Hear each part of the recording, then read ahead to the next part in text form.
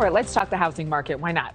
It took a turn this year after a 2-year boom that saw home prices climb by 40%.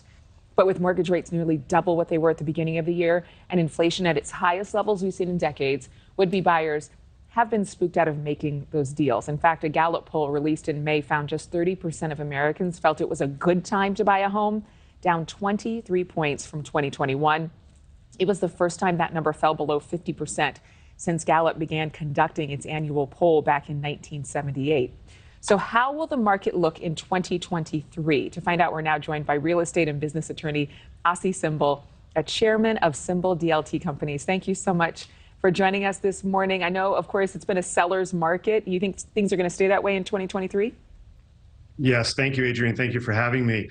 We believe so. So we're actually busy in putting together about increasing our pipeline by $1 billion in acquisitions in 2023, because we think sellers are going to have to lower their pricing even more than they've seen to date. With the rise in mortgage costs that you just mentioned that doubled, buyers are just going to have to either come in with more cash, which most buyers are not going to do, or sellers are going to have to lower their pricing, which we expect will take place in the second half of 2023, more so than in the first half. So with that in mind, you believe that it's better to wait until spring to purchase a home next year? I think if you find a home that you like and you can afford to buy that home, you should definitely buy that home. If you don't need to buy it right now, time is probably on your side a little bit. My advice to homeowners is to track the housing market as we're presently doing on purchases and wait for that crack in the seller's price. You should also be cognizant of the fact that buying a house and buying property is a much more expensive endeavor, not just because of the purchase price, but because of the carry costs, right? So we're out in the market financing about $250 million in real estate. The amount of financing that you can get today is much less per property than you could even 6 months ago.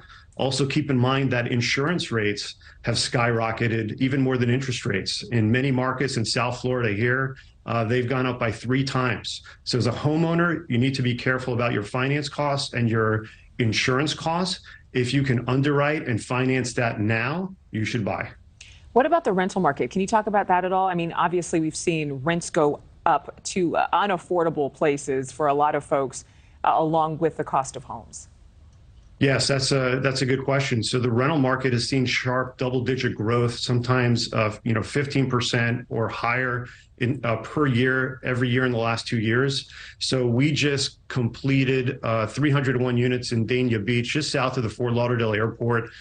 We have seen demand be very, very strong, about 150 units rented within 100 days.